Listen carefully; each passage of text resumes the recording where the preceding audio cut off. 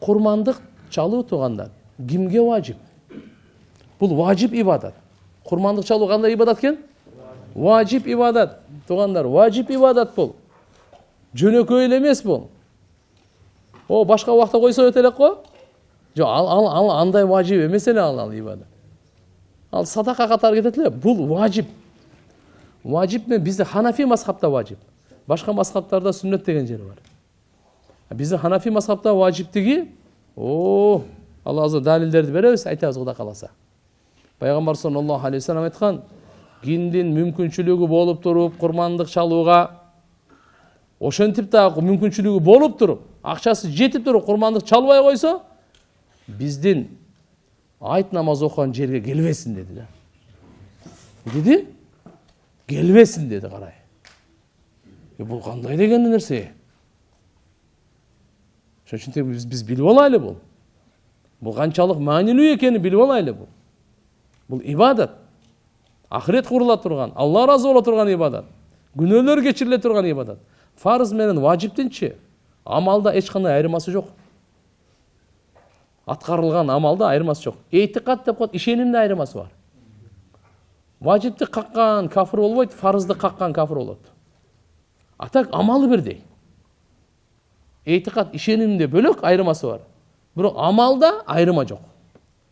А сүннет болсо, бир топ эле төмөн болот, важиптенчи. Демек Ханафи мазхабта, биздин мазхабта мүмкүнчүлүгү бар. Кимге? Биринчи мусулман болсун. Акылы болсун. Балагатка толгон болсун. Мусафир болбосун. Муким деп коет үйдө отурганы. Байлыгы болсун. Канча? 85 грамм алтынга жеткен. Бүгүнкү күнү 280.500 сом деп чыгарган. 280.500 сом. Ушул наличие болсун.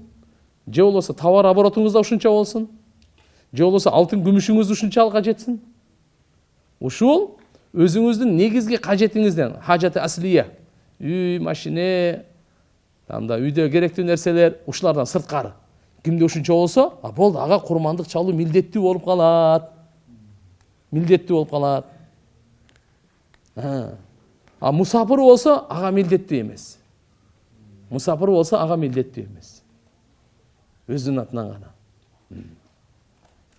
Демек туугандар, курмандык чалуу бул ибадат экенин унутпайлы. Ибадат экенин унутпайлы. Кимдер чалыш керек? Аны дагы айтып койдук. Кимдики азыркындай нисапка жетпесе, ага курмандык чалуу важип болбойт. Ал эч кандай күнөөкөр болбойт. Жетсе курмандык чалбаса, күнөөкөр болот ал. Ошон үчүн иншалла бул күндү даңазалоо дагы, бул майрамдык маанайда өткөрүү, ибадатта өткөрүү, курсанчылыкта өткөрүү. Алхамдулилlah, Алла субханаху ва тааlanын эң улуу күндөрүнүн алдында турабыз. Алла таалам баарыбызды жеткире көрсүн амандык менен, курсанчылык, ынтымак менен.